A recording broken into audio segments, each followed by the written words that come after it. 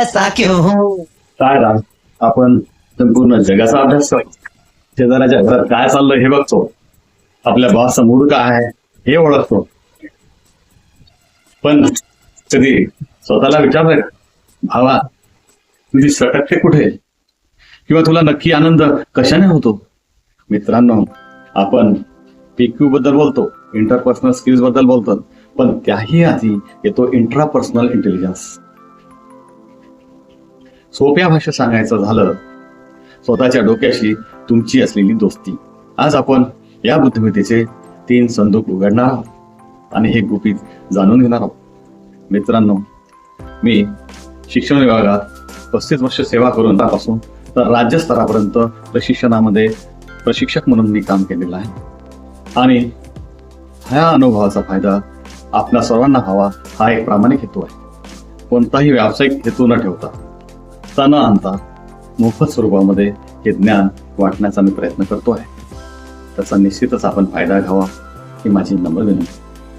तर आज आपण या इंट्रापर्सनल इंटेलिजन्सचे 3 संदूक उघडणार आहोत आणि या खजिन्यामधून काय मिळतंय बघूया.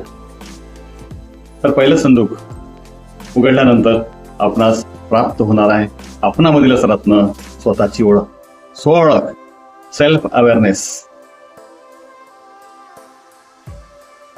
यामध्ये पहिलं रत्न आहे स्वतःच्या भावना ओळखणे.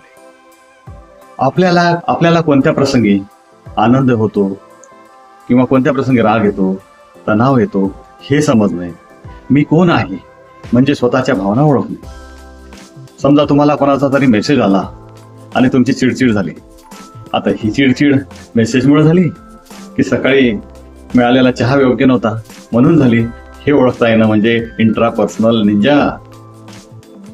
समजा तुम्ही लग्नाच्या पंक्तीत जेवण करत आहात आणि या पंक्तीमध्ये गुलाबजामुन तुम्हाला मिळालंच नाही, सर्वांना मिळालं आणि तुम्ही वंचित राहिले आणि ते बघून तुम्हाला रडू येणं म्हणजे इमोशन नाहीये, की तुमची भूक आहे. आपल्या भावनांना नाव देता येणं म्हणजेच ही बुद्धिमत्ता असणं आहे. नंतर या संदुकामधील दुसरं रत्न आहे स्वतःचे मूल्य आणि ध्येय निश्चित करणे. आपल्या आयुष्यात काय महत्वाचे आहे आणि पुढे काय साध्य करायचे आहे हे स्पष्ट समजतं. हा गुण मिळणार आहे.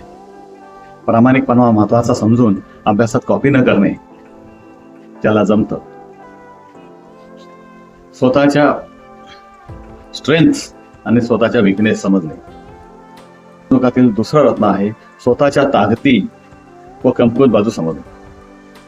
आपण कोणत्या गोष्टीत चांगले आहोत व कुठे सुधारणा हवी आहे किंवा कोणत्या गोष्टीची कमतरता आहे हे समजणं स्वतःमध्ये सुधारणा करण्याची तयारी असते. आपलं गणित चांगलं आहे आणि इंग्रजी कमकुवत असेल तर आपण इंग्रजीमध्ये काय करता येईल किंवा कोणता सराव देता येईल याबाबत विचार आपल्याला करता यावा करणे. आपण एक उदाहरण पाहूया. मित्रांनी बाहेर जायला सांगितलंय आणि कन्व्हिन्स केले तरी परीक्षेच्या आधी अभ्यासाला प्राधान्य देणे हे ज्याला जमते तो या बाबतीमध्ये परिपूर्ण आहे. म्हणजेच प्रामाणिकपणा महत्वाचा समजून परीक्षेत कॉपी न करणे म्हणजे हे रत्न त्याच्याकडे असणे. त्याच्यानंतर निर्णय घेण्याची जाणीव, स्वतःच्या विचारावर योग्य निर्णय घेणे. उदाहरणार्थ परीक्षा जवळ आल्यानंतर आपल्याला तणाव वाटतो, हे ओळखून अभ्यासाची योग्य योजना आखणे, नियोजन करणे, त्याप्रमाणे वेळापत्रकानुसार सर्व कामे करता येणे म्हणजेच निर्णय घेण्याची जाणीव त्याच्यामध्ये असणे होय. या संदुकातील शेवटचं रत्न आहे स्वतःच्या चुका ओळखून शिकणे व स्वतःला अधिक चांगले बनवणे.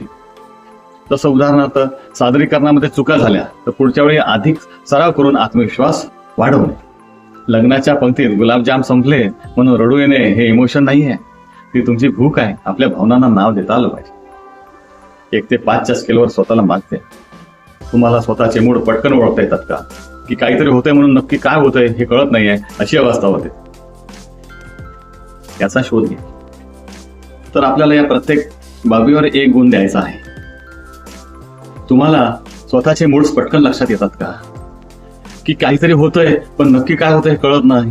असं जर होत असेल तर 0. या संदुकातील दुसरं रत्न आहे स्वनियंत्रण, सेल्फ रेग्युलेशन.